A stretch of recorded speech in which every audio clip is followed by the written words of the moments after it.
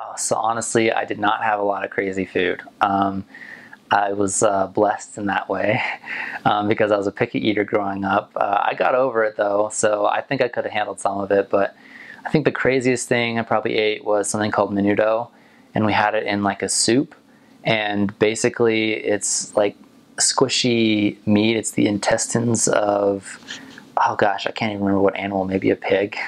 I don't know for sure, but yeah, you're eating the intestines of a pig, and then there's lots of, at least in my experience, there was lots of bone still in the soup attached to a lot of the meat. And so I wasn't really used to that form of digging through soup and trying to fish out the bone from what you can actually eat. And very interesting food, but I only had that once. And other than that, I think one time at a buffet I had a baby octopus, which was very interesting.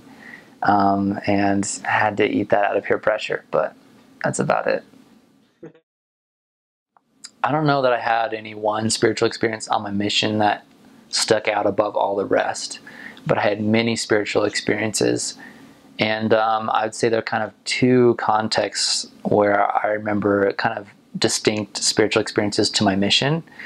One is that we very often had kneeling prayers with our investigators, with people who were not members of the church, who maybe had never even prayed before. And we had just taught a lesson, probably our first lesson teaching them, maybe our second or third. And we would kneel with them and invite them to pray and ask if what we had talked about was true. And time again, we would feel the Spirit really strongly, and those that were kneeling in prayer had powerful experiences that they never had before in their life. And that was something that I'll always remember, is as we would kneel humbly, sometimes in people's front lawns where we were teaching them, we would just kneel on their grass and say a prayer, and we would always feel the Spirit, and our investigators would very often feel the Spirit and recognize the truth of what we had taught. And the second thing that I often had experiences with was praying about what I should teach people. And I often found that many times, of my own reasoning or my own logic or what I knew about people, I couldn't think about what to teach them, and I often felt inadequate and felt like there was no way that I would know how to help this specific person with their needs and with their troubles. And I would very often feel the Spirit when I was praying about knowing what to teach these people, about a way to teach someone or an analogy to give or a specific thing to share, that when I would follow those promptings and share those things and lessons, would reach those people in ways that maybe are more typical ways of teaching would not have. And those are some of the most powerful spiritual experiences that I can remember. Again, my second mission president, President Jardine, is an amazing guy, and there's so much you can learn from him. He was very loving, and that was probably his greatest attribute. And the mission in general was very loving.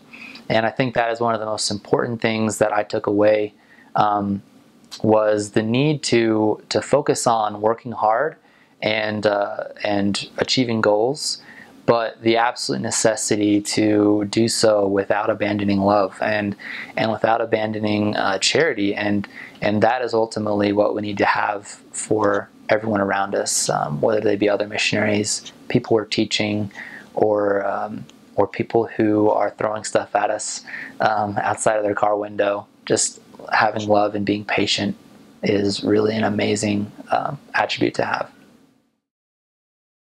So I learned how to fix a flat tire really well. We had a lot of flat tires, and eventually I learned how to armor the tubes inside the tires so that they wouldn't get flat anymore, and that's ended up saving a lot of time. I did a lot of bike riding. That was kind of a new skill. Some of the things were from the bike shop. They had this kind of like thin rubber thing you would wrap around the tube inside the tire, and so it'd be between the tire and the tube. That would add some extra protection. However, that didn't always work, and so I added that, and then on top of that, I think one of the other missionaries taught me to find an old inner tube that already had a hole in it, and cut a slit all the way around the middle so that you can put that tube around the actual tube that you're using. So it's like you have two tubes, and then you also have that little rubber coating between the tire. And good tires, of course, is helpful.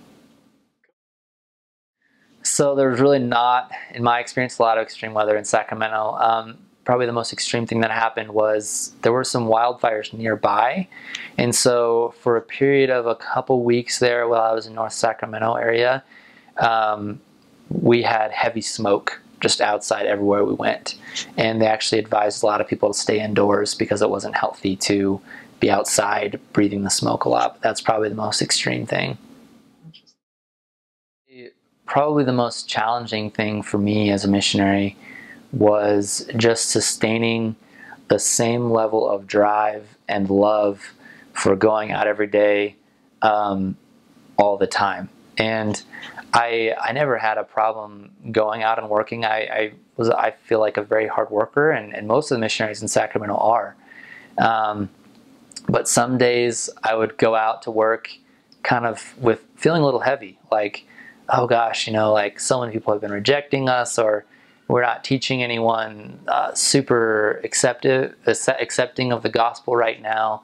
And sometimes that could weigh on your shoulders a little bit day after day when you kind of feel like that's not changing.